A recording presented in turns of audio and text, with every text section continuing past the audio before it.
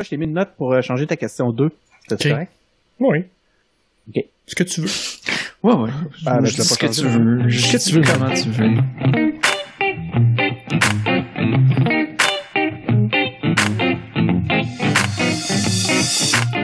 Bonjour et bienvenue aux Engagés publics. Mon nom est François Larouche et aujourd'hui, je suis avec Denis Martel. Salut! Et Louis-Philippe Valiquette. Bonsoir. Et cette semaine, on vous partage nos suggestions de lecture avant qu'elles ne soient censurées et on décide qui va payer les déficits des gouvernements. C'est Denis. Yeah!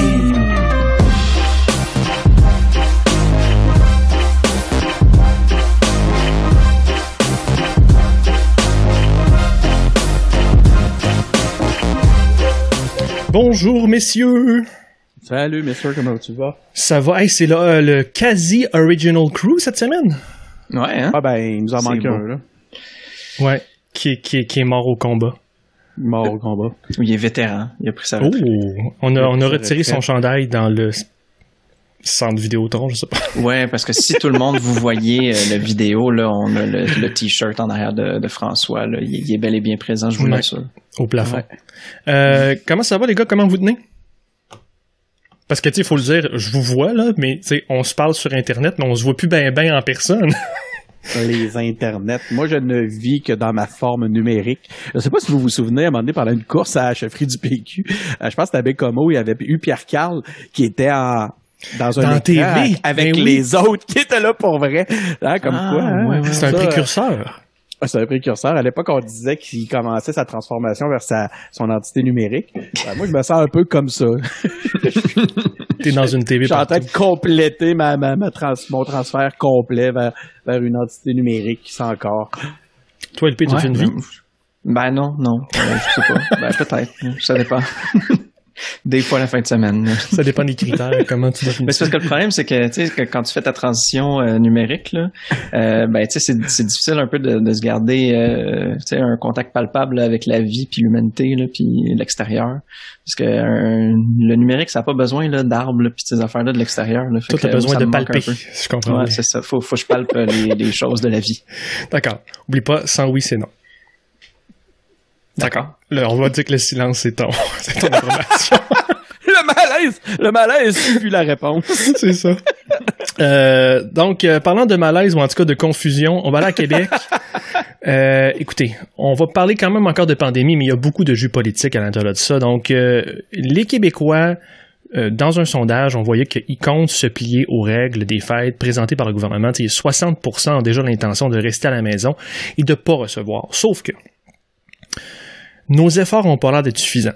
Les cas augmentent encore. Legault, le premier ministre, trouve qu'on ne va pas dans la bonne direction et il va décider le 11 décembre prochain s'il maintient ou pas le calendrier des fêtes. Donc, ça va être intéressant de voir ce qui va se passer.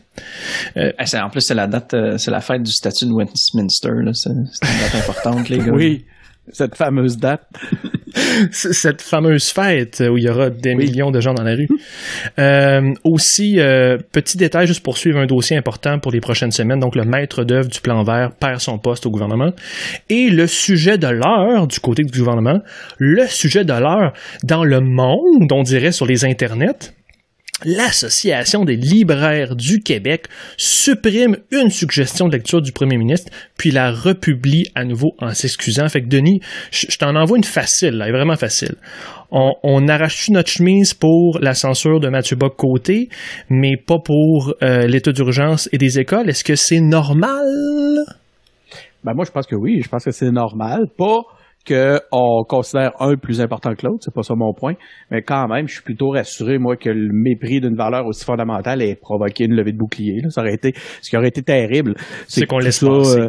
C'est exactement que tout ça se passe encore dans l'indifférence comme plein d'autres choses. Puis je pense que c'est un peu vers ça que tu m'amenais. En fait, toi, ce que tu dénonces à travers ton propos, c'est l'indifférence envers les autres dossiers. Puis ce que j'ai aimé aussi de ça, juste le dernier point sur la levée de bouclier contre la censure, c'est que c'est pas venu seulement des intellectuels puis de l'élite. je mets des gros guillemets, là. Vous savez comment je crois, j'aime l'élite. C'est que c'est venu de partout, cet aspect-là. Puis ça, moi, je trouve ça très rassurant. Je te dirais que je suis assez satisfait de la conclusion du dossier. Puis pauvre, l'association, en fait, puis je sais tantôt, tu vas nous parler tu vas mettre ton chapeau de gars de com, François, parce que j'ai la chance de contribuer dans certains groupes, oui. Mais c'est pas rien que ça, c'est que j'ai la chance d'être un peu avec toi au quotidien, à tous les jours, à travers des chats, puis je sais qu'est-ce que t'en penses. Puis dans vos formes numériques. C'est ça, dans l'une de nos formes numériques. Puis j'ai hâte que tu nous amènes ton point parce que je l'ai trouvé très, très, très à propos. Cela dit, moi j'aimerais ça, puis je l'amène vraiment avec affection, mais je veux dire à notre gouvernement actuel d'être prudent parce que justement, c'est l'espèce de comment on peut dire la négligence ou en tout cas la manque d'attention qu'il y a sur les autres dossiers. Ça, moi, ça me fait un peu peur. Tu sais, ok, gars, on parle là. C'est quoi là? On a un nouveau maître d'œuvre du plan vert. J'aime mieux dire de même parce qu'il y a quand même quelqu'un de compétent qui s'en vient dans le dossier. C'est bien dit, c'est amené positivement. Ouais, il y a des initiatives ambitieuses pour toutes les initiatives ambitieuses en fait que Simon Jolin Barrette a essayé de mettre en place ont à peu près toutes tombé à plat. Mm-hmm. Le dossier autochtone où le bureau du premier ministre a tiré un boulet rouge sur sa propre ministre, c'est un autre élément qui fait un peu peur. Là, depuis, on a eu des gens qui nous disent que c'est très important de s'asseoir autour d'une table. Ensuite de ça, dans le dossier de la DPJ, je sais pas si vous vous souvenez de Granby en 2019, on avait le go qui était en beau maudit, hein, il avait sorti les gros mots puis vraiment il se rapprochait du monde normal pour nous dire qu'on allait plus, que ça devait plus arriver. Puis encore cette semaine, on est encore face à l'horreur avec un dossier de la DPJ. Il y a le CHSLD qui semble qui ont pas été traités. En tout cas, c'est un dossier qui a été traité mollement. On parle de ventilation dans les écoles. Tout ça est traité en retard, alors que pendant l'été, on aurait pu s'en occuper, mais tout le monde était parti en congé. Là, vous allez dire, hey, je suis intense. Donc, ben, ouais, mais ce qui me dérange, c'est que cette partie-là s'est présentée comme le parti de l'électrochoc contre la lenteur bureaucratique. C'était le parti de l'efficacité des gens d'affaires qui ont des CV puis des méthodes du privé. Puis ça, c'était leur gage de réussite, tu sais. Ouais.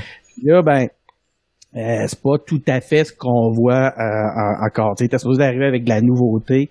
Puis là, ce qu'on voit, c'est des corridors remplis d'employés qui sont des professionnels de la politique, qui ont été débauchés dans d'autres partis. Moi, ça me décourage un peu de voir ça. Autrement dit, j'ai l'impression qu'ils lèvent pas, puis c'est un avertissement, tu sais, parce que c'est tous des gens que j'aime, tu le sais, j'en connais beaucoup là-dedans, puis je veux que ça marche, mais tabarnouche, man. Tu sais, d'ailleurs, là, gars, c'est quoi le trip des employés de cabinet qui tweetent en ce moment un innocent, qui se prononce, puis qui interpelle même des politiques sur Twitter? On dirait qu'on est en train de revenir dans une sphère où justement dominent les professionnels de la politique, un peu déconnectés dans la bulle parlementaire. Moi, je pense qu'en ce moment, la CAQ est en train de pêcher par excès de confiance, trop proche justement de ce type de conseillers-là politiques qui sont déconnectés de la vraie vie. J'aime mieux le lever un peu puis le présenter comme un drapeau rouge. Parenthèse tout de suite, les gars, vu que ça, c'est un des éléments que je présente dans mon cours qui est bien, bien présenté côté statistique. Depuis les années, enfin depuis toujours, mais surtout depuis les années 90, il y a de plus en plus de conseillers politiques qui sont liés à des fonctions de communication, de marketing, vraiment au gouvernement. Et là, un phénomène des 5 dernières années, que je discute avec certains des conférenciers qu'on a, c'est que il y a certains postes clés qui ne sont pas des postes traditionnellement à des conseillers politiques de com, mais des postes traditionnellement plus directeurs de cabinet ou adjoints ou qui sont pas dans les fonctions de com, qui sont donnés à des gens qui ont des bases ou un passé en com. Donc, comme si, on comprend que c'est une fonction, une compétence, puis je vais pas me plaindre, là. C'est une compétence très importante, la communication, mais je pense que ça revient aussi à ton point, Denis, puis je trouve sévère, je te relance, là, puis LP, on en jasera tantôt, tu embarques quand tu veux, mais je trouve sévère, tu sais, il y a une pandémie, je peux pas te relancer puis pseudo-défendre ce gouvernement-là, je peux pas, tu sais, il y a une pandémie, Denis. y a une pandémie, mais j'ai l'impression, tu sais, puis j'ai ri beaucoup. J'ai vraiment trouvé très drôle. Je me suis même permis d'écrire à Pascal Bérubé cette semaine parce qu'il m'a fait rire fort seul chez moi, parce que on est tous seuls chez nous, chacun chez soi, mais je riais tout seul. Je lisais son commentaire où il disait Docteur Arruda, Docteur Arruda, si vous avez besoin d'aide, clignez des yeux. Tu sais, en faisant référence au fameux prisonnier pendant la guerre du Vietnam, tu sais. Puis, Christy, moi j'aimerais ça sans blague entendre un peu les spécialistes là. J'ai vraiment l'impression que cette crise-là, elle est gérée par du politique. C'est encore plus inquiétant avec ce que tu viens de nous dire, surtout si c'est des spécialistes en communication. Moi aussi, je viens des coms, fait que c'est rien de rassurant. Puis Vraiment pas. C'est les gars de com qui s'en plaignent. Mais ça pour te dire que je rentre ça là dans mon petit warning de tantôt. OK. Ouais, mais je sais pas, François, on dirait que tu dis faut les excuser parce que c'est la pandémie. Puis c'est parce qu'ils n'ont pas tout le temps normal dans leur journée. Leurs priorités ont changé avec la pandémie. Qu'est-ce que t'en penses? Ben, je sais pas. Je pense que ça dépend vraiment de quel dossier est-ce que tu gères. Là. Tu sais, je veux dire, c'est la personne qui gère. Bon, tu sais, on peut parler de l'environnement, mais on peut parler de plein d'autres dossiers, qu'il y ait une pandémie ou pas. Mm-hmm. Je pense que le temps de travail que tu peux allouer à ça est quasiment équivalent. Là, tu sais, je veux dire, c'était pas caché non plus, ça pourrait aider. Ouais, c'est ça. Puis il y a beaucoup de compagnies au Québec, puis le gouvernement dit c'est bon, faut continuer, non. Mais tu sais, il y a plein de compagnies au Québec qui fonctionnent à 100% de capacité ou presque. Puis je pense qu'on doit au moins s'attendre que le gouvernement aussi fonctionne à quasiment 100% de capacité. Ouais. Puis en plus, c'est assez bien écrit que de plus en plus, tu disais, si les ministres de nid sont pas cachés, si les ministres avaient aussi des pouvoirs, parce que c'est assez bien aussi documenté que de plus en plus le BPM, les bureaux du premier ministre, les conseils privés au fédéral, etc. Mais dans ce gouvernement-là, c'est flagrant. Ben, tu sais, je veux dire, puis quand on était au gouvernement Marois, pour les péquistes aussi, je veux dire, ça a commencé depuis des années, ce phénomène-là, cette structuration-là. On en revient aux équipes politiques. Non, mais tu sais, c'est quasiment il y a pas mal du monde qui commence à se ressembler dans les équipes. Ben, ouais. Les noms qui reviennent. C'est vrai que, c'était comme, c'était la période d'échauffement, à ce gouvernement-là. C'est bizarre parce que... Titre d'épisode. La période d'échauffement. J'ai l'impression que, tu sais, il me semble que quand t'es un leader ou quand tu comme diriges ton truc, là, tu devrais donner des orientations. Là, oui. Fait que éventuellement, ben tu sais, tous ces ministres-là, le Chris, sont exécutifs. Là, faudrait qu'il aille là, ce pouvoir-là de pouvoir, tu sais, comme ok, le premier ministre, il devrait avoir une influence, mais comme il dit, ben moi, là, je sais pas moi, l'écononie, c'est ça ma vision de l'économie. Vas-y donc, tu sais. Fait que alors que là, ben c'est pas vraiment ça. Puis c'est pas parce qu'au final, ben tu sais, après les élections, il y a plus qu'une personne là, qui est élue. Là, au final, il y a 135 élus à l'Assemblée nationale. Ouais. Puis là-dedans, il y en a une gang qui sont au conseil exécutif. Puis si au final, il y en a rien qu'un qui a du pouvoir là-dedans, c'est pas mal désolant. Puis c'est pas efficace. Ouais. Parce que sûrement moyen, puis là je vais faire peut-être un petit peu de populisme, mais sûrement de moyen. Il y a sûrement le moyen de déléguer des tâches, de créer des comités ad hoc. Voici votre mandat, engagez du monde, engagez des experts. OK, go, créez ça, allez-y. Amenez des gens de différents milieux. Je veux dire, on le faisait dans les années 60 quand c'était sur l'électrification, quand l'évêque était au pouvoir. En fait, en tout cas, je sais que les temps ont changé, mais bon.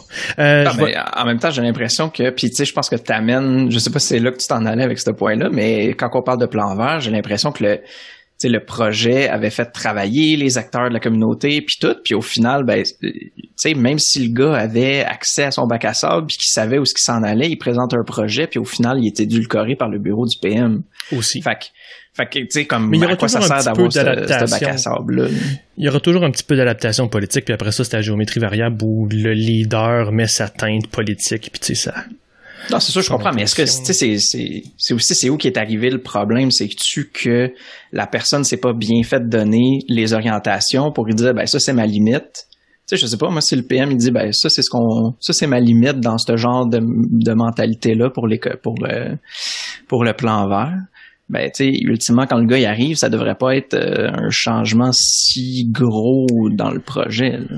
Mais peut-être aussi que le gars était tout simplement au bout de son comment dire, de son mandat. Non, pas en voulant dire une fatigue personnelle ou un truc de même, mais au bout de ce qui était, tu sais, à un moment donné, il vient un temps où tu ralentis, tu commences à en donner moins, t'as accompli une grosse partie de ce que tu avais accompli. Moi, je l'ai vu travailler, ce gars-là, avec, entre autres, pendant le congrès avec, il s'appelle Eric, là. Il était excessivement actif auprès. Comment il s'appelle déjà le réalisateur? Je dois être un des seuls au Québec qui sait pas le nom de ce gars-là. Là, tu sais, le réalisateur qui est très, très actif, réalisateur du Cirque du Soleil, là, qui est militant pour la cause. Là, en ce moment, les auditeurs savent tous de qui on parle. Dominique Champagne. Dominique Champagne, merci. Ah oui. Il était très actif auprès de Dominique Champagne sur le terrain pendant, tu sais, quand on avait fait le reportage, on faisait des reportages dans les congrès. Je voyais Éric travailler de très près, en grande discussion avec Dominique Champagne. Fait que, tu sais, puis tu voyais que le gars, quand même, connaissait son dossier puis il essayait vraiment de faire adhérer les gens à son truc. Cela dit, la personne qui le remplace est excessive et moi me met en confiance là. Ouais. C'est qui? Tu la connaissais assez bien pour la présenter live comme ça? Ben, c'est l'ancien responsable du bureau d'enquête de Québécois. Ah ben oui, c'est vrai. On a vu à quel point il était capable d'être efficace dans ce rôle-là. Donc, s'il est capable de démontrer la même efficacité maintenant qu'il est là. Là, cela dit, ça pourrait amener d'autres types de discussions. Mais tu vas t'en tenir à ça. Je vais m'en tenir à ça. Je vais faire un brillant segue vers les woke, un sujet moins contentieux. Non, mais oui. Je voulais parler des woke parce que si je t'ai tanné, Colin. J'ai vraiment un gros malaise, puis je voulais en jaser avec vous autres. C'était notre épisode spécial entre nous autres. Tu sais, vous me connaissez, la plupart du temps, je suis d'accord avec les valeurs qui sont défendues par les woke. Les moyens sont juste vraiment à chier. Tu sais, par exemple, je suis pas végétarien, mais je peux comprendre que quelqu'un peut l'être. Quand il y avait cette trolley de végétariens qui ont investi, entre guillemets, un resto pour faire pression, je sais pas le moyen le plus efficace pour faire des conversions à tacos, ça. Mm-hmm. Puis là, ben, il y a les pressions à l'ALQ. Tu sais, puis je pense que c'est important de comprendre un peu le contexte. Personnellement, j'ai déjà géré les comptes des médias sociaux du PQ. C'est juste pour les auditeurs, okay. C'est de ça que je parlais tantôt. Là, quand le point de vue de François là-dessus m'intéresse, c'est ce qu'il est en train de vous raconter. Vas-y. Fait quand j'ai vu ce qui s'est passé avec l'Association des libraires du Québec, mon feeling, mon in, c'était que d'après moi, il y a des woke qui ont écrit intensément à une personne ou à des personnes ou à un comité. Ils ont investi leur page Facebook, ils ont envoyé des messages privés, ils ont trouvé personnellement, ils écrivaient des messages personnels, ils remplissent ta boîte courriel, ils remplissent ton compte Twitter. Puis quand tu es dans une mini-crise comme ça, le centre de ton univers, c'est ça. C'est que tu as l'impression que tout le monde parle que de ça, puis que ça te fait une pression sociale. Puis ça peut être humain. C'est pour ça que je blâme plus les woke qui ont fait pression que l'association elle-même. Là, ils ont fait une erreur, mais je veux dire, je comprends que c'est pas tout le monde qui est outillé pour faire face à cette pression sociale-là. En tout cas, ça monte en calvaire que la pression sociale, quand on vous dit d'appeler vos députés, voulez-vous une preuve que ça marche? Mais fait que moi, je pense que la faute est plus sur les woke que sur l'association. Au final, ce qui me désole là-dedans, où j'ai un gros malaise, c'est que tu veux défendre des valeurs, mais la manière dont tu le fais est importante. L'impression que tu laisses est important. Est-ce que dans tes gestes choisis, tu nuis à ta cause? Parce que dans ce moment-là, ils ont nui complètement à leur cause. Ouais. Ils ont nui aux valeurs qu'ils défendaient, ils ont repoussé, ils ont divisé les progressistes. Évidemment, il y en a qui vont peut-être être plus des côtés woke, qui sont dans cette tranche-là. Moi, je me définis comme un progressiste. Et je suis pas capable d'adhérer à ça. Ça me répugne, ça m'éloigne de ça, puis ça donne des munitions aux adversaires qui clament avoir. Puis au final, en plus, connaissez-vous l'effet Streisand? Ben oui. Fait que l'effet Streisand en com, que quand tu cherches à éviter quelque chose en communication, à un moment donné parce que tu le caches ou parce que tu fais une mauvaise tactique, alors que tu ne veux pas qu'on parle d'une affaire, tes propres tactiques font qu'on en parle. Ben ça, c'est un exemple flagrant. On voulait pas parler de Mathieu Bocoté, on veut le cacher, mais là, checkez bien ses ventes, là, ce temps-ci. Checkez bien ses ventes. Ils ont donné de l'exposition. Et voilà. Mm-hmm. Fait qu'est-ce que t'aimais là-dedans, Denis? C'est une question de valeur, de valeur complémentaire. C'est que l'individu, l'être humain, c'est un ensemble. C'est pas juste les facettes de son idéologie. Si t'as beau avoir au point de vue idéologique la vertu de ton côté, si tu te comportes au point de vue des valeurs humaines comme un parfait, je veux faire attention à mes mots, mais quelqu'un de détestable, ben tu réussiras jamais à faire adhérer les gens à ta cause. Ouais. Puis tu sais, tu peux très bien chercher à défendre quelque chose de vertueux, mais si tu le fais en adoptant les valeurs du harcèlement, ben tu passes à côté de ton objectif, tu sais. En tout cas, moi c'est ce qui fait que je trouve ça très triste, ces éléments-là. Puis tu sais, effectivement, il y a bien des fois où j'aurais envie d'être d'accord avec Mathieu Bock-Côté, il y a bien des fois j'aurais envie d'être d'accord avec, je connais pas suffisamment de woke pour en nommer un, mais je suis d'accord avec les deux. Non, j'en connais assurément. C'est que heureusement, je me retrouve pas dans ce genre de tourbillon-là, mais le point est que ouais, c'est ça, bientôt, après cet épisode. Non, mais mon point est que, crème, on peut-tu, s'il vous plaît, partager au moins la valeur de l'échange, tu sais, ouais, pour que, justement, on puisse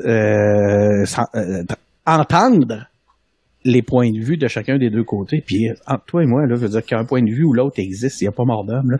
Mais, tu sais, ça rend l'atmosphère un peu lourde de temps en temps, cet aspect-là. Moi, ce que j'aimerais, c'est qu'on adopte aussi au-delà des idéologies, qu'on partage au moins des valeurs voyons. C'est tellement important, cette valeur-là, que je suis pas capable de te la nommer. de partage, de collaboration, de liberté d'expression. Oui, et de... Je m'en souviens plus. Ça, c'est quand tu cherches un mot puis tu vas absolument que ça va t'en venir tantôt. Ça va. Ben oui, tu le crieras tantôt. Mais LP, toi? Mais, ouais, non, mais je sais pas. J'ai tellement hâte de le crier en plus. François, j'ai pas l'impression que il y a comme 3 méga woke, là, qui ont écrit à du monde puis qu'ils ont convaincu des gens d'écrire à l'association. J'ai plus l'impression qu'il y a une espèce de philosophie woke semi-extrême. C'est ce qui est arrivé. On a eu la confirmation de l'interne. Ouais, mais c'est parce qu'au final, peu importe que ce soit des gens ou pas, j'ai l'impression que notre espèce de phrase de on peut pas être contre la vertu, ouais, est en train de se transférer de plus en plus vers on peut pas être contre le wokeness. C'est comme si de plus en plus, il y a comme... Je sais pas, parce que pour moi, on dirait qu'aujourd'hui, quand t'as, je sais pas moi, genre quand t'as du succès, la seule façon de bien dormir la nuit, c'est d'être super woke, là. Mais au final, je pense pas que c'est comme nécessairement productif d'être woke pour être woke. Puis quand tu défends des points de vue, faut que tu aies une idée de qu'est-ce qui vient derrière, tu sais. Puis quand c'est, comme tu dis, bon, si c'est quelques woke qui ont fait pression sur certaines personnes pour qu'ils écrivent, je trouve que ça démontre encore plus que ces gens-là, est-ce qu'ils se sont juste dit oh shit, c'est vrai que moi il faut que je sois woke, fait que faudrait vraiment que j'écrive contre ce que l'association a fait. L'impression que ça me donne, c'est que c'est des gens qui cherchent avant toute chose à avoir raison. Puis je me demande des fois même, je me questionne sur la solidité de leur propre conviction au point de vue de l'idéologie. Comme si en réalité la réelle priorité, c'était pas de faire avancer la cause, mais c'était d'avoir raison et de s'envelopper d'une vertu dans un objectif de bien paraître personnellement. Puis ça reste de l'égoïsme, ça reste c'est quoi, l'orgueil est la forteresse du mal. J'ai vraiment l'impression d'être face à ça dans ce contexte-là. Mmh. Puis en même temps, ça remet un peu en première ligne le fait qu'on est dans une atmosphère, qu'on n'est pas dans une atmosphère de coopération, là, parce qu'on veut pas... je sais pas... Tu viens de t'en rendre compte? Non, mais j'ai l'impression que c'est comme de pire en pire. Là, on veut pas travailler ensemble là, pour pousser des projets qui font avancer les choses. Là. On veut gagner des points, on veut avoir raison, etc. Ben oui. C'est comme... dans son espace. C'est quoi je lisais cette semaine, quand il parlait du PLQ qui a essayé de faire passer un projet de loi. Puis c'est sûr que ça passera pas à la CAQ quand t'écris dedans qu'il faut approuver le mot m'échappe, hein, ça va bien. C'est je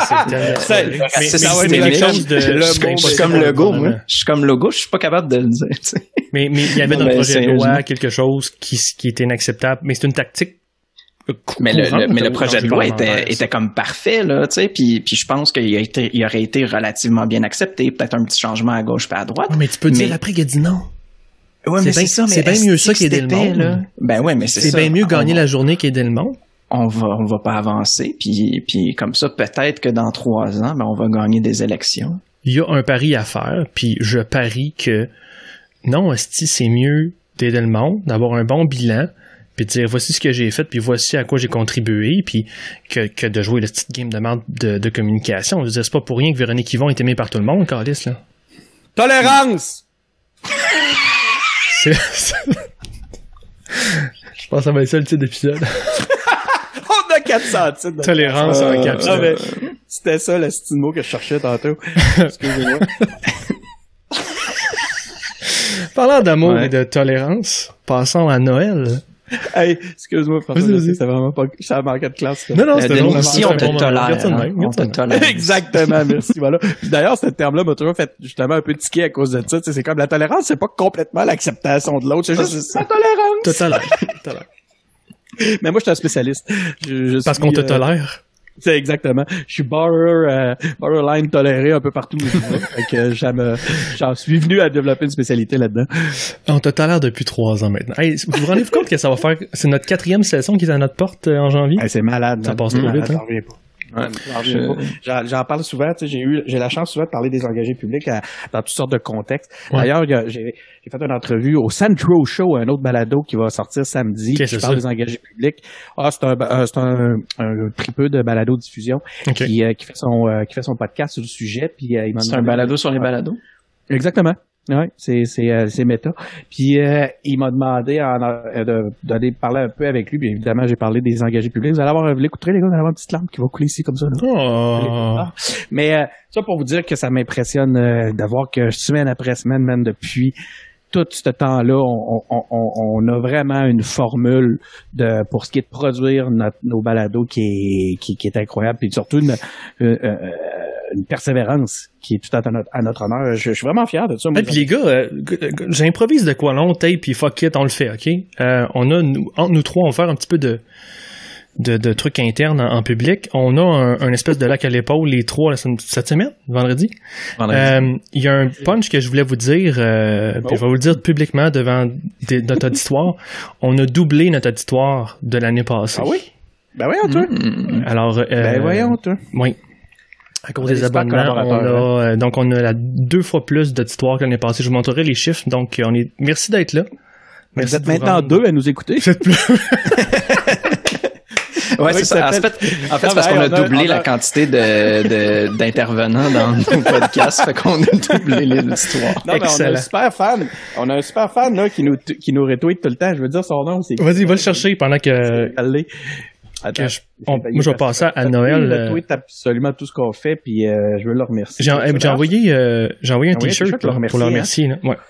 Un peu, on va dire son nom. Ça fait si vous tweetez toutes nos affaires, on vous envoie un t-shirt. On vous envoie un t-shirt. Non, lui, c'est spécial, OK. Oups, je tombe sur Joël Boutin. En tout cas, nos t-shirts sont en vente à boutique.engagépublic.com. Puis, Denis, là, tu trouves... Oui, merci. Excellent segment, ça commence. Jean-Sébastien Lamarche, merci beaucoup d'être à l'écoute depuis pratiquement le jour 1, de retweeter l'ensemble de ce qu'on fait. Jean-Seb, on est vraiment content de t'avoir à l'écoute. Puis maintenant, sache que t'es plus seul à nous écouter. François vient de nous annoncer que t'étais probable qu'il y avait une autre personne. J'espère que c'est pas toi qui se connecte 2 fois. Là. Non, mais une chance qu'il tweet. On te retournera un autre t-shirt si c'est toi. Fait que la deuxième personne peut nous écrire, on va y envoyer un t-shirt. Hey, je voulais aussi vous parler de Noël, puis je suis curieux de vous entendre parce que je sais que j'étais un petit peu rough là-dessus. Là. J'aimais pas ben ce que le gouvernement s'en allait avec Noël. Puis là, je commence à aimer ça. Je trouve que c'est excellent, j'applaudis, puis j'y vois là-dedans encore, Denis, une séquence de com. Chris-moi donc. J'espère qu'il va fermer la shop. Puis, je trouve que la séquence est pas pire. Ce que j'ai vu, c'est que tu annonces ton plan tôt, relativement quelques semaines avant. Ils savaient clairement où est-ce qu'on s'en allait dans les cas. Et ils ont énoncé très clairement des conditions. Voici notre plan, voici notre calendrier. Puis si tout va bien, puis ça s'essouffle, on va pouvoir passer un beau Noël ensemble. Mais on a notre contrat moral ensemble, puis etc. Mais là, on le voit que tu sais, t'en parles à tous les jours. Puis on le voit que les cas augmentent. On voit que ça va pas bien. Fait que là, il est justifié. Il est justifié de fermer la shop. Puis en plus, on sait par les sondages, puis parce que t'en parles à tous les jours, parce que je pense qu'à un moment donné, si on peut appuyer le gouvernement dans cette décision-là, il est justifié de fermer la shop. Fait que j'espère que il va faire ce geste-là, puis j'espère qu'il va aller plus loin. Tu sais, ça serait bien après ça qu'il essaie d'inspirer les Québécois à faire un effort, invoque notre passé, les sacrifices des familles, des parents du passé, qu'est-ce qu'on a fait, on est capable, revenir dans les racines québécoises. Là, il deviendra un grand premier ministre. Juste pas juste nous chicaner, mais tu sais, aller plus loin que ça, être un leader. Et là, est-ce que c'est moi qui est trop sévère? Je sais qu'il y a de la gestion de masse, puis je sais qu'il y a de la gestion de population, puis je sais qu'il y en a qui le feront pas. Mais on est obligé de laisser les corps monter 2 semaines après Noël? Mais non. Je sais pas, si tu voulais réagir. Moi, j'ai mon... je suis trop sévère. Je suis trop sévère. Des fois, j'ai l'impression que je fermerais juste la shop, puis arrêtez-moi ça, Colin. T'es pas sévère. Je suis d'accord avec l'ensemble de ton analyse. Le seul point, c'est la motivation, moi, que je questionne. Okay. Moi, je pense que la motivation de toute cette stratégie-là que tu viens de nous évoquer, sur le point sur lequel je suis d'accord, est beaucoup plus motivée par le fait qu'il veut pas avoir le mauvais rôle dans l'histoire. Fait que c'est plus ça qui est la motivation de tout ce narratif-là. Mm-hmm. C'est comment arriver à un Noël sécuritaire sans continuer à prendre le blâme d'être le Grinch de Noël, sans prendre le blâme de celui qui empêche le tout tournant en rond, qui est le méchant de l'histoire. Ouais. Fait que c'est les données qui parleraient, selon toi? Ben, ils ont lancé un ballon. Les gens ont joué un peu avec. Après ça, il n'y a rien qui s'est amélioré. Le fédéral s'est prononcé. Ça, là-dessus, a failli avoir l'air un peu épais. Ouais. Mais en même temps, c'est le fédéral qui avait l'air méchant dans l'histoire, qui porte l'odieux. C'est ça l'histoire tout le temps, là. C'est savoir qui va porter l'odieux. Puis de la façon qu'ils ont créé, qu'ils ont écrit leur mise en récit, leur storytelling là-dessus, ben, ils sont en train de réussir à s'en sortir comme étant nous autres crimes qu'on voulait fêter.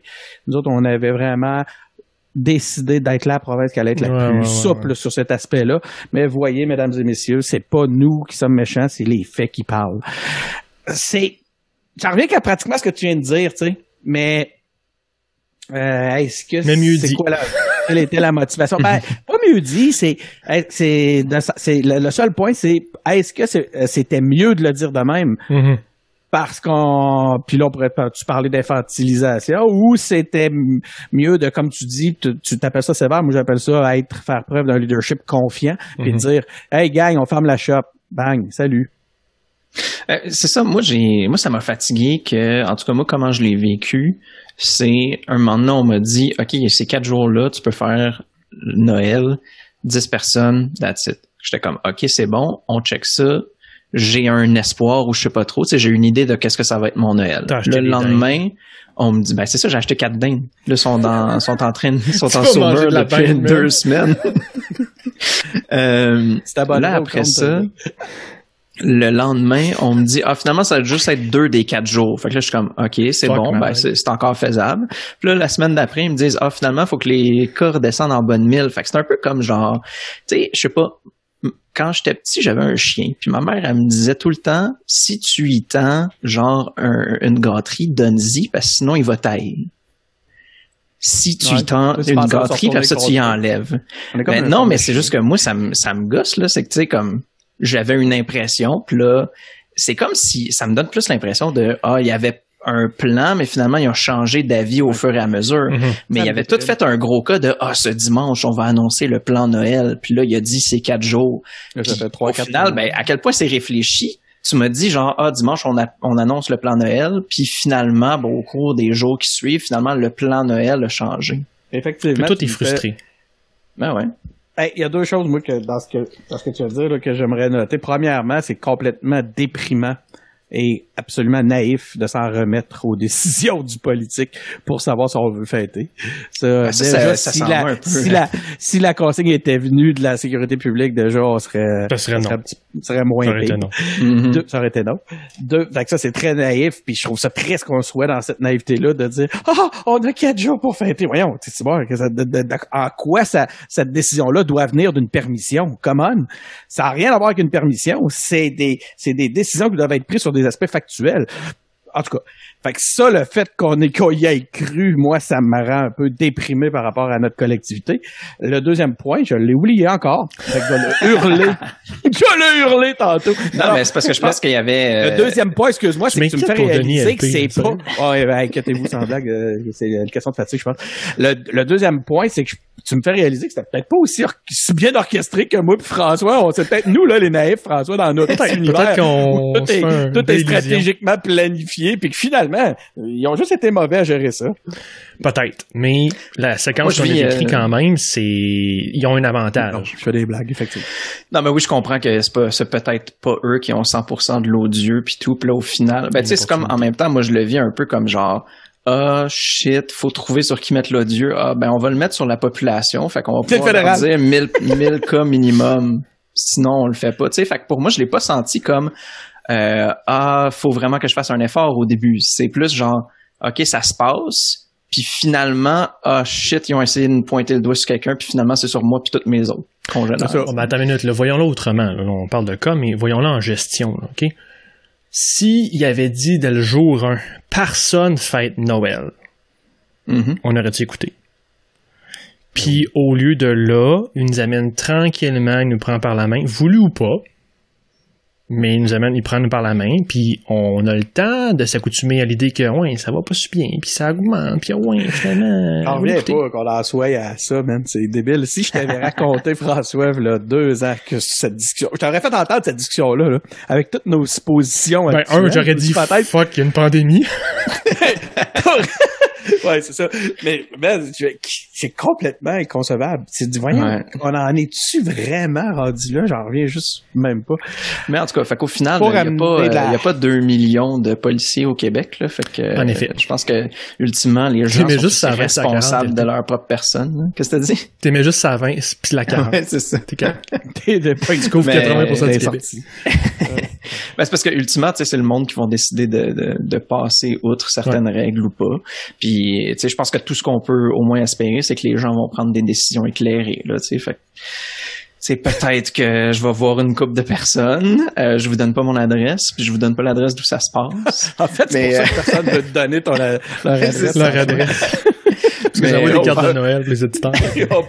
Ben là, tu gâches la surprise. Juste, je me demandais donc c'était quoi. Non, mais de toute façon, tu l'écoutes pas, Denis, l'émission. Oh oui, j'en écoute, arrête.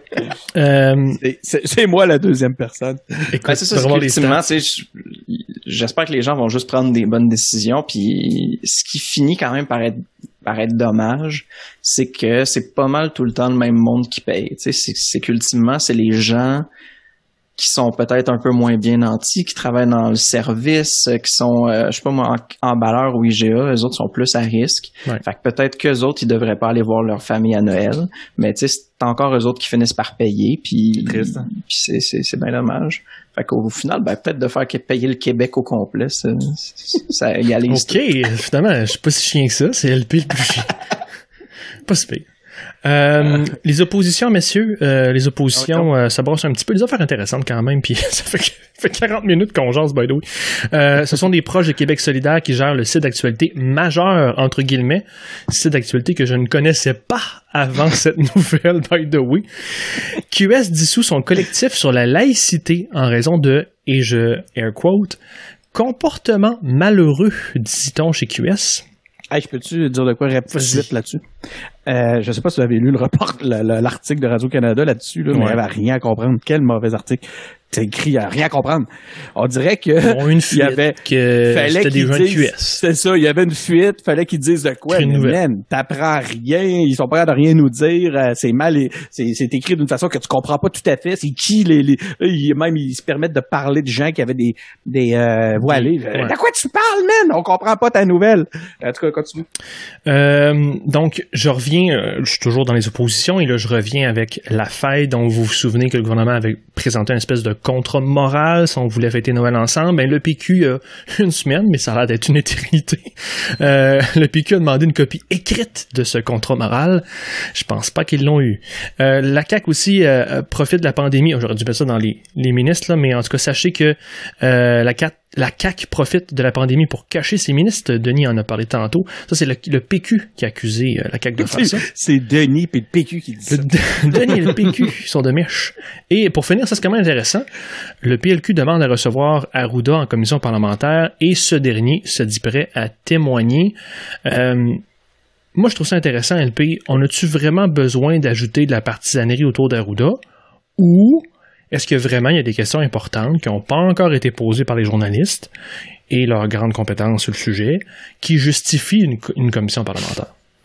Non, mais je pense que au final, c'est pas nécessairement une mauvaise idée là, d'entendre de façon publique le chef de la santé publique dire un peu comment ça se passe, comment est-ce que lui prend ses décisions, puis tout, parce qu'ultimement, il va falloir faire un examen de est-ce qu'on a été efficace, est-ce qu'on devrait changer notre façon de fonctionner, puis tout. Puis, je pense qu'on l'a dit il y a une couple de mois, ça a pas bien été dans les CHSLD, puis avant qu'on soit à une énième vague, faut avoir une stratégie, puis avoir une idée de comment fonctionner. Puis je pense que d'informer la population, puis le reste de l'Assemblée nationale à propos de ce qui se passe dans l'arrière-boutique, c'est pas une mauvaise idée. Mais là, mais après ça sert à rien de partir dans une genre de chasse à l'homme pour trouver c'est qui le coupable, là, parce qu'au final, faut adresser des structures. C'est pas vraiment, peu importe les gens qui occupent les positions, faut espérer que ce à quoi ils vont s'attaquer, c'est des stratégies, des structures, des façons de faire, puis tout ça, parce qu'au final, qu'une personne, que Arruda ait pris une bonne ou une mauvaise décision un 3 avril ou un 27 juillet, ça a peu d'influence de dire que c'est Arruda, puis ça a plus une influence de dire, prochaine fois, ce qu'on devrait faire, c'est telle affaire. Ouais, mais en fait, c'est pas une question d'individu, c'est une question de fait et de décision de spécialistes, tu sais, que M. Arruda soit le porte-parole d'une décision qui a été prise entre spécialistes, qu'il se soit trompé ou pas, ça a pas mal moins c'est pas mal moins dérangeant au point de vue justement de la confiance que si la décision est venue du politique, ou ce que là on est en droit après ça d'être inquiet pour l'avenir.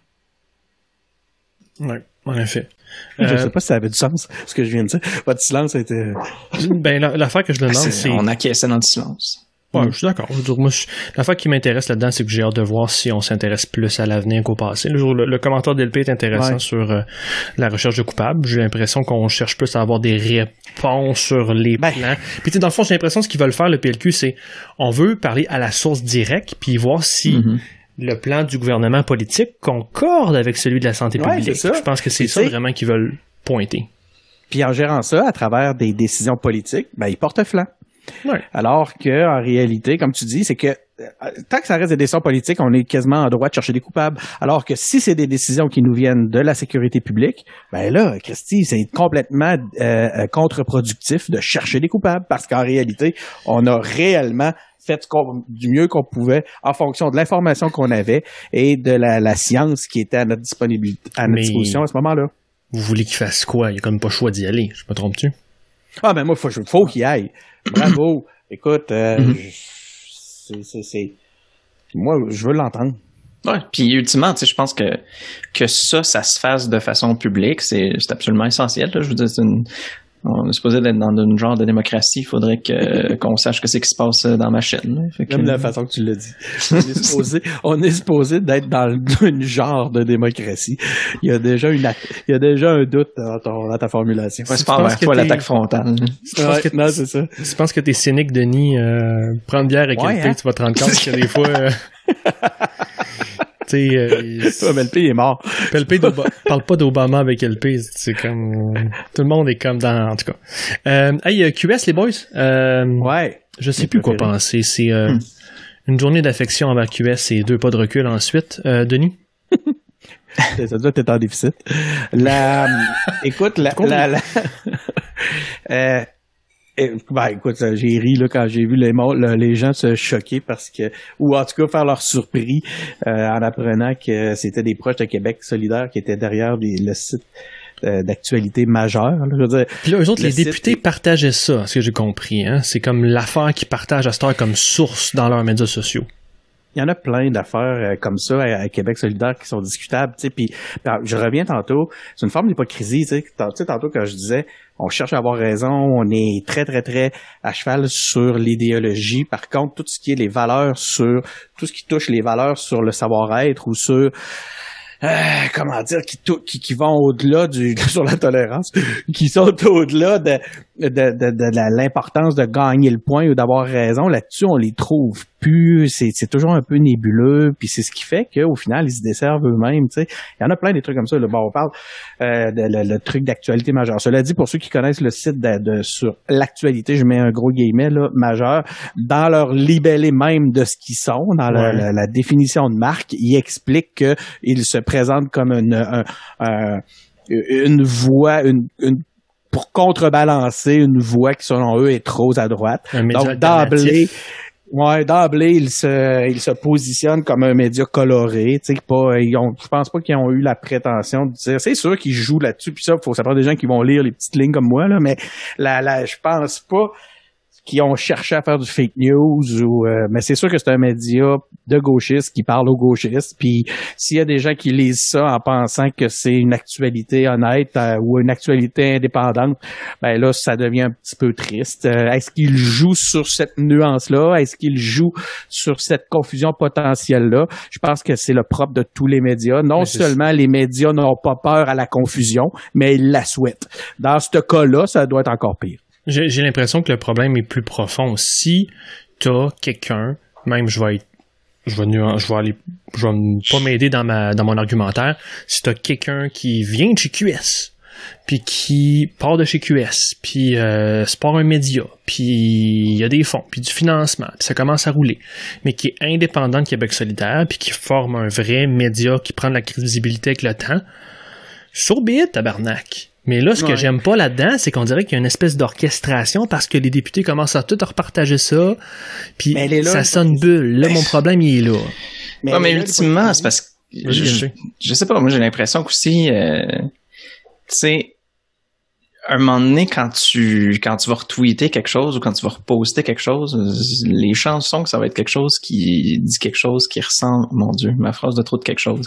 Non, mais ultimement, tu vas reposter quelque chose qui fit avec tes valeurs puis avec le message que tu veux passer, là. Fait que, tu sais, je veux dire, peut-être que QS a bien de la misère à retweeter puis à poster des nouvelles qui sortent, je sais pas moi, dans la presse ou peu importe, là, ben c'est ça, qu'est-ce qu'ils vont faire, là? Mais tu sais, fait que ultimement, ben ok, s'il y en a un qui arrive puis qui est plus à gauche puis qui s'affiche d'ailleurs plus à gauche, ben tu sais, je comprends d'une certaine façon que ça soit utilisé par Québec solidaire. Puis en même temps, là, tu vas pas me dire que c'est la première fois qu'un proche d'un parti politique ou quelqu'un de proche d'un média est proche d'un parti politique, là, tu sais. Non. En tout cas, parce que QS, je pense qu'il faut aussi regarder, tu sais, excuse-moi, Denis, mais vous le voyez pas, mais il saute sur sa chaise, Denis. Ah, c'est clair. Puis en plus, j'ai peur d'oublier. OK, ben je vais te laisser aller, là, je vais te laisser aller. Non, vas-y le peu. Mais tu sais, je pense que Québec solidaire aussi s'est rendu comme un parti de masse. Fait qu'il y a des gens un peu de n'importe quel horizon là qui peuvent finir par être candidats, soit aux élections ou dans les instances du parti. Fait qu'au final, il y a pas mal de chances que quelqu'un qui se présente pour QS se ramasse avec une job bien normale ou peu importe là, qu'il fasse. Peu importe c'est quoi ses affaires, mais tu sais, je vois pas tant que ça c'est quoi le problème. Puis tu sais, Simon Tremblay-Papin, lui, il a toujours été dans des organisations gauchistes. Tu sais, je veux dire, on ne cachera pas que l'IRIS, c'est assez gauchiste, mais si je me trompe pas, c'est... Parce que dans l'article, c'était pas clair. Il en parle de lui, mais... Chris, l'article, man, il n'y a rien à comprendre. Sans blague, c'est complètement débile. Ben, ça là-dessus, ça n'a rien à voir avec la gauche ou la droite. L'article est rien à comprendre. Ouais, peut-être qu'on devrait changer de sujet puis que... Ouais, c'est ça, c'est un des administrateurs du site, là, Simon Tremblay-Papin. Okay. Puis c'est ça, il a été chez QS, mais tu sais, il a toujours été il a été à l'IRIS, qui est l'Institut de recherche et d'information socio-économique, que je vous conseille d'ailleurs. là, d'aller regarder leurs infographies et leurs articles. Mais tu sais, je pense que le gars, il va pas se partir à un média puis être drettiste, là. Non, OK. Moi, là...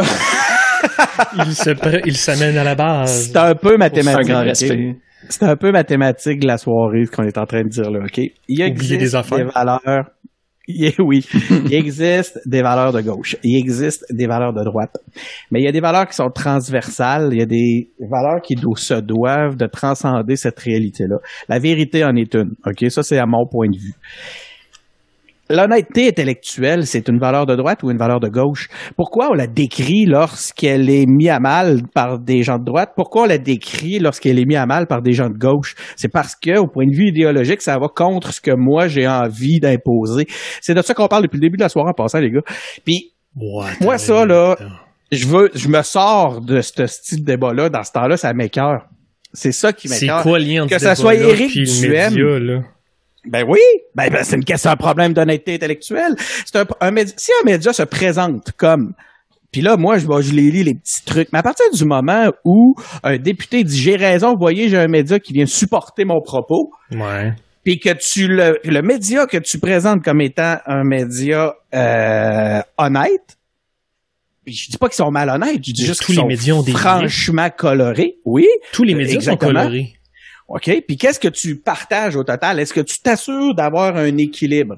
Tu sais, est-ce que, OK, on va demander, je me souviens plus c'est qui faisait ça. On va demander à une firme d'analyse indépendante d'analyser de détecter les biais dans les partages de Gabriel Nadeau-Dubois et de ceux de Pascal Bérubé et de ceux de Simon Jolin Barrette et compagnie, OK?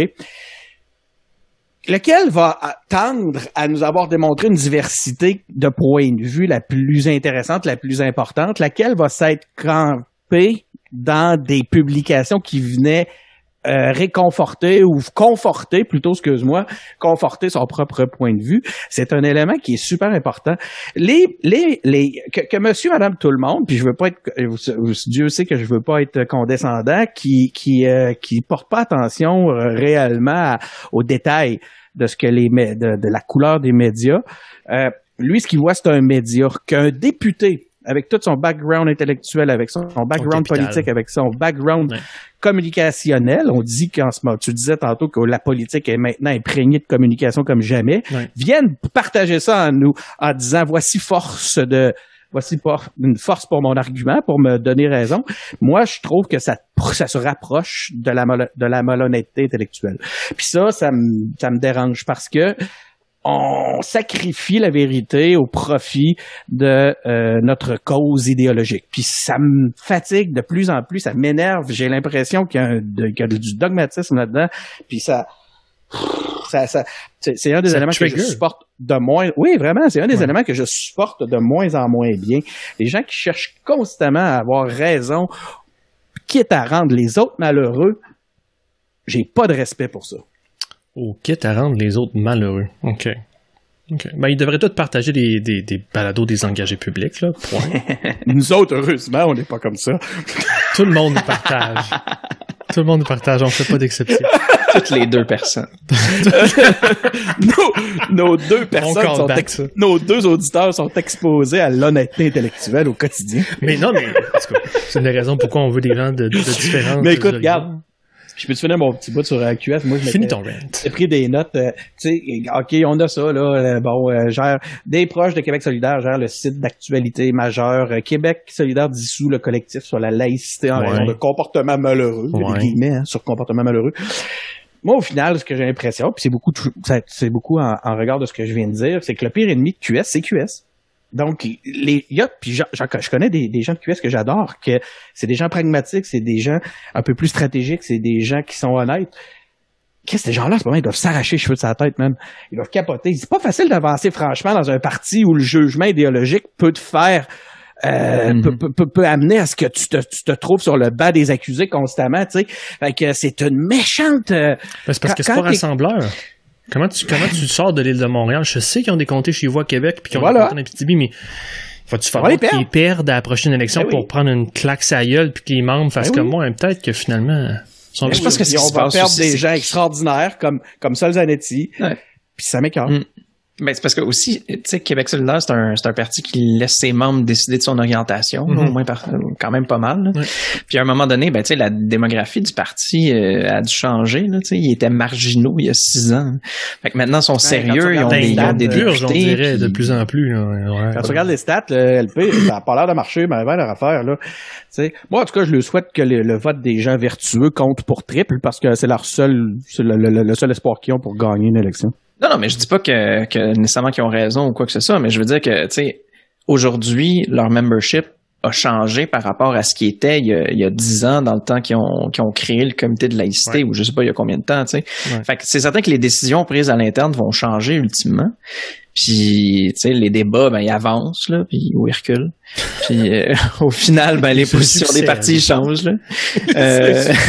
C'est bon. C'est très drôle. Fait que, tu sais, l'important, c'est qu'on débatte. Ultimement, moi, en tant qu'électeur, là, mettons, faut qu'au final, je choisisse c'est quoi, je vais me faire représenter par quelqu'un, puis c'est ce qui me plaît, je vais choisir la personne, ou peu importe, là, je vais voter de la façon qui me plaît le plus en fonction de plein de facteurs. Puis que le parti change ou pas, ben, tu sais, je vais regarder le parti d'aujourd'hui, puis pas le parti d'il y a 50 ans, là. Moi, je vote pas pour René Lévesque, puis c'est pour ça que je regarde pas le PQ comme le PQ de René Lévesque, là. Hey, LP, j'ai le goût de te faire une question frontale. Denis, c'est un gars de drette, là. Il lit du bas de côté, on le sait. Mais toi puis moi, je lis même pas tout court. Je commencerai pas à lire du bas de côté. Je commencerai pas à lire du bas de côté, certain. C'est clair. Sans blague, j'en ai rien. Je m'intéresse pas vraiment beaucoup à Mathieu Bas-de-Côté. C'est pas pour les mêmes raisons. C'était pas le point, Denis. C'est pas pour les mêmes raisons que les décroche, pas le point. Il m'avait enseigné à l'université, Bas-de-Côté. Bon, tu vois qu'est-ce que t'es devenu? Mais là, toi puis moi, je trouve qu'on a des valeurs similaires, puis je te pose la question directement. T'es-tu attiré par QS en ce moment quand Chris, tu sais, moi je suis un ancien péquiste, pour moi la première donne, c'est pas mal l'équité économique ou la justice sociale, la justice de toutes les minorités, d'accord, mais une des variables importantes, c'est la justice économique, nationalisme, souveraineté, etc. Est-ce que QS t'attire, toi, en ce moment? Parle-moi ça. Tu sais, c'est comme plate, là, mais je suis comme pas sûr. Parce que oui, personnellement, j'ai comme une fibre nationaliste, puis ces questions-là sur la laïcité me touchent. Puis après ça, si tu me dis, ben j'ai plus de comité sur la laïcité, je suis comme, ben comment est-ce que tu vas pouvoir prendre des décisions qui m'intéressent sur ce front-là, tu sais? Ça devient juste un non-débat ou un débat qui est mené par les anti-laïcité, puis les anti-tout, puis les anti-culture, puis patati patata. Fait que tu sais, je sais pas si ça, c'est sûr que comme décision ça m'intéresse pas, mais tu sais, fondamentalement, un peu ce qui, bon, toi, si si je me définis, disons, tu sais, c'est ça que je suis un peu, tu sais, pour moi, peut-être le plus important, c'est d'être libre de pouvoir faire ses choix dans la vie, mais c'est peut-être pas une liberté avec un A accent circonflexe, mais plus une fois qu'on réussit à donner une égalité des chances ou une égalité d'action aux gens, ben là ils peuvent réellement être libres de leur propre destinée, tu sais. Fait que pour moi l'objectif ultime, c'est la liberté, mais ça passe nécessairement par une égalité. Fait que c'est sûr que Québec solidaire, d'un point de vue économique, il peut me parler tout à fait, mais après ça, quand je me demande quel genre de parti j'aimerais qu'il me dirige, je suis incertain avec des décisions comme ça, tu sais, ouais.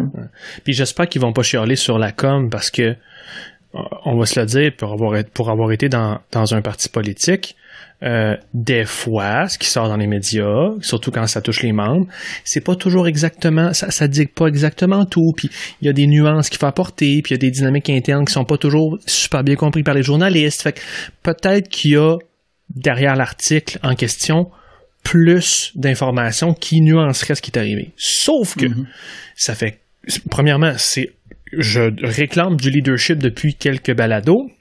C'est au parti politique de faire preuve de leadership s'il y a eu un problème de réaffirmer et de confirmer que la laïcité est toujours une valeur importante pour eux.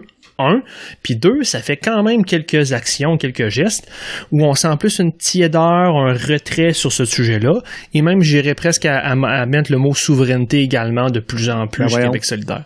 Fait que, tu sais, c'est à eux de montrer qui ils sont, puis c'est ça. Il n'y en a pas de leader, il y a juste des porte-paroles. C'est vrai. Mais non, mais juste, en tout cas, moi, je trouve pas que c'est un problème, là, ce point-là, en particulier. Oui, c'est un problème. Parce que ça te donne justement C'est un problème parce que les élus représentent le peuple. Ils représentent pas les membres. Puis ça, moi, je pense que c'est un sérieux problème parce qu'on a... Ben voyons, en ce moment, on a des élus au sein de Québec solidaire qui, en réalité, ne sont influencés et orientés que par leurs membres, alors qu'ils ont été élus par les Québécois. Puis ça, c'est un problème. Ouais. Ben, je sais pas si c'est tu sais, je veux dire, la personne qui est un peu plus à gauche puis qui vote pour le PLQ ou pour le PQ ou pour la CAQ ou peu importe, je veux dire, elle a beau être représentée, je sais pas si elle se sent représentée. Je veux dire, au final, là, les partis politiques sont un peu ce que les partis politiques sont. Là. C'est un problème de notre système. C'est pas juste un problème de QS, là, c'est pas parce qu'il s'appelle porte-parole que c'est leur problème. Non, il y a un sens profond à ça. Là. Quand tu leur parles, et c'est un échappatoire régulier. Là. Moi, je suis le porte-parole quand vient le temps de ne pas d'être en mesure ou d'avoir justement cette possibilité-là de pouvoir échapper à un problème ou à un sujet un peu trop sensible. Gabriel, je vous rapporte l'utilise beaucoup. Là. Je vous rapporte à notre reportage qu'on a fait, même ça fait plus d'un an, notre reportage qu'on a fait chez QS. C'était un petit terrain d'une fin de semaine, mais quand même, moi, je n'irais pas aussi loin que toi, Denis, je trouve un peu intense, mais je suis d'accord que ça a l'air d'être un petit défi structurel. Parlant de défi structurel, le Canada. On va parler du Canada. Le problème structurel. Petit sondage, les boys, le PLC, donc Trudeau toujours en avance sur les conservateurs. Il serait même en terrain majoritaire avec 36 contre 30% des voix. Jagmeet arrête de le garder en place, ça l'aiderait à reprendre... Sauf qu'il va peut-être rabaisser parce que ça a l'air qu'on est un des... J'exagère, là, mais on est presque le dernier pays de CDE à pas avoir de capacité de production. Notre capacité de production de vaccins serait nulle. Trudeau s'est fait varloper et blâmer pour ses lacunes. Au moins, il faut que vous sachiez, auditeurs, que on a des contrats au Canada avec Moderna, Pfizer. Ça garantit en gros 6 millions de doses pour mars et ça va permettre à 3 millions de Canadiens d'être vaccinés. Parce que j'imagine qu'il y a des doses, qu'il faut 2 doses, j'imagine. C'est donc 2 doses. 6 pour 3. Et la livraison commencerait en janvier. Donc ça s'en vient. Je pense qu'on espère que pour l'été, ça va être fini. Le Bloc était sur le dernier scandale libéral. Là, le Bloc obtient pas son enquête sur la sélection des juges. Donc, ça n'a pas fonctionné. Êtes-vous surpris? Quota francophone sur le web, Stephen Guilbeault prêt à préciser sa loi. Un petit peu de conservatisme. Erin O'Toole promet d'appuyer François Legault dans ses demandes sur la loi 101 qui vont venir quand? C'est une question de l'heure. On a fait un point de presse cette semaine ou la semaine passée. C'est quand? C'est que ça va vite. Je te ferai remarquer que il y a eu un point de presse pour rien. Hein? François t'a dit c'est une question de l'heure. J'adore le... Parce que ça a pris... si c'est la question de l'heure, c'est intéressant, mais si c'est une question de l'heure... C'est une question de l'heure. Parce qu'après une heure, c'était plus un sujet. Non, c'est ça, mais c'était plus puis, dans l'heure. Pour finir, Ottawa présente un énoncé économique. On prévoit un déficit de 382 milliards de dollars. Puis on va essayer de réduire sur les 6 prochaines années ce déficit pour revenir à l'équilibre budgétaire. Fait que Denis, qui va payer, puis je veux une liste, puis des noms. T'as déjà dit Denis, c'est correct. Ouais, parce que c'était pas moi qui devais payer. Non, mais moi, je payais au provincial, je pense. Je suis pas au fédéral. En tout cas. Tu es fan du fédéral pour payer le fédéral. Il y en a plein ici. Écoute, moi, en fait, ce que je retiens, François, de tous les points que tu viens d'amener, c'est qu'on a encore des free games libérales. Ça continue. Écoute, un scandale par semaine. On pourrait chercher à expliquer ça, pourquoi tout ça passe un après l'autre, comme si de rien n'était. On a Jagmeet qui garde le Parti libéral au pouvoir. On a les bloquistes qui hurlent, qui font du théâtre. T'es motivé par tout ça, bon Viviane. Mais moi, je pense que je suis rendu comme Viviane. Je suis comme découragé quand on arrive dans le bloc Canada. J'ai hâte que le bloc États-Unis arrive. Il y en aura pas cette semaine. Je le sais. Pour que tu me nommes plein de noms. Que tu sais pas c'est qui. C'est ça. Je suis vraiment l'inculte, style la gang, puis j'ai tellement aucune gêne puis aucune honte à l'être, ça me déprime encore plus. T'es cultivé dans plein d'autres sujets, Denis. Ouais, c'est ça. Moi, l'autre point, c'était une pause de tristesse où ce que je faisais le point sur ma vie. Comme une crêpe. Je faisais le point sur ma vie, puis j'étais comme sad Denis, tu sais, j'ai comme, man, qu'est-ce que t'es rendu là? OK, puis le Canada sur le point de taxer les géants du web, ça, par contre, moi, je trouve ça intéressant. Puis, c'est à l'honneur de notre ministre, Guilbeault. J'ai un peu l'impression qu'il est en train de livrer, lui, puis ça me fait bizarre. C'est sans aucune commune mesure avec la cassette de Mélanie Joly, puis je veux dire, puis même si c'était pas en comparaison d'une insipidité aussi intense, ça m'impressionnerait. Que les géants du web paient leur juste part d'impôts dans chacun des pays. Puis ce que je dis là, c'est vrai pour tout le monde. Là, c'est pas juste vrai au Canada ou au Québec ou autre. C'est super important. Nos médias sont en crise. Il y a plusieurs des pans de notre industrie culturelle, de notre industrie de l'information qui sont en train de nous échapper ou qui nous ont échappé. Puis ça, il est à temps que quelqu'un s'y attaque d'une façon sérieuse. Fait qu'on va voir un peu de quelle façon ça va se présenter. Moi, ce que j'aimerais, puis là, c'est mon rêve à moi ultime, puis ça touche même ce qu'on fait actuellement comme médias autoproduits, c'est que on s'attaque aussi au financement des entreprises culturelles puis des entreprises médiatiques qui sont pas dans les vieux paradigmes. Qu'on arrête de seulement financer Radio-Canada, Québécois et compagnie et toutes les grandes entreprises culturelles. Puis pas qu'il faut pas les financer, c'est super important. En fait, puis je me retrouve vraiment dans une drôle de situation, c'est pas mal de dire ça. Mais le fait, c'est qu'il n'y a pas que les vieux paradigmes, c'est que les autoproductions qui vivotent, qui font ça par passion, elles sont déjà un portrait culturel qui nous ressemble. Tu sais, on essaye en ce moment d'avoir un portrait médiatique qui témoigne de notre diversité, mais c'est décidé par 2-3 personnes dans des tours à bureau, tu sais. Puis la seule diversité qu'on constate, c'est sur les posters qu'ils ont sur leur mur. Quand tu regardes réellement ce que la vivacité des autoproductions actuellement au Québec et au Canada, ben tu le vois, le portrait réel de la diversité à tous les points de vue. Puis ça, là, il n'y aurait pas une façon qu'on puisse aussi financer ces autoproductions-là, qu'on s'intéresse au nouveau paradigme médiatique que le numérique a amené, que l'autoproduction a amené, que les passionnés comme nous, on a amené. En fait, c'est facile. Ce que je suis en train de vous dire, c'est que je veux qu'on soit payé pour faire les engagés publics. Bon, je pense que... Non, mais je fais une blague, mais vous comprenez ce que je veux dire, c'est que imaginez si on était en mesure d'en plus intégrer la réalité actuelle, ça serait absolument merveilleux. Mm-hmm. LP, t'avais-tu quelque chose là-dessus cette semaine, toi? Je pense que je peux aussi saluer la grosse différence qu'on voit Mélanie Joly puis Stephen Guilbeault. Je pense que en effet, ça doit avancer. Puis, tu sais, je veux dire, il y a bien des affaires sur lesquelles on paye des taxes. Je veux dire, moi, je suis abonné à genre Xbox Game Pass, là, qui est un truc de jeu vidéo, puis je paye des taxes dessus. Puis, fait que je comprends pas comment est-ce que Microsoft finit par payer des taxes, puis c'est impossible de faire payer des taxes à Netflix, là. En tout cas, ça me scie les jambes, là. Ouais. Fait que j'étais tellement curieux de savoir si je payais des taxes là-dessus, puis de le faire, j'ai l'impression que c'est encore plus surprenant qu'un truc relativement marginal qui est relativement nouveau me fasse payer des taxes. C'est un abonnement, c'est encore un genre de truc c'est un genre de Netflix de jeux vidéo, là.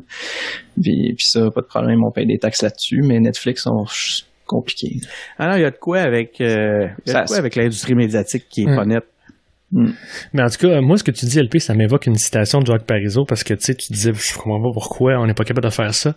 Parizeau, il disait que le législateur et le Parlement peuvent tout faire. Il y a des conséquences politiques. Ils peuvent tout faire, sauf transformer un homme en femme. Puis aujourd'hui, on est capable. Fait que ça veut dire qu'on peut tout faire. Fait que c'est le pouvoir des législateurs qui... Ben écoute. il mangerait tellement à voler aujourd'hui, là. Quelle époque. D'autres choses, messieurs, avant qu'on ferme la shop? Oui, du fun. Non, oui, ça va être ça. Ouais, puis... la shop. si vous avez des factures, vous les enverrez à Denis. C'est moi qui s'en occupe. C'est lui qui paye les milliards manquants. C'est quoi, là? C'est 382 milliards. Juste qui est capable de me dire c'est quoi 382 milliards de toute façon. Allez-y, juste ça. Fait que c'était l'épisode cette semaine. Abonnez-vous à notre balado sur Apple Podcasts, Google Podcasts, SoundCloud et Spotify. Suivez-nous sur nos pages Facebook, Twitter, YouTube, Instagram. Et pour recevoir notre infolette, consulter la boutique ou commencer un engagement politique, visitez engagépublic.com. Merci les gars. Plaisir. Plaisir. J'essaie de me souvenir du mot de Denis tantôt. Tolérance! Tolérance. À la semaine prochaine.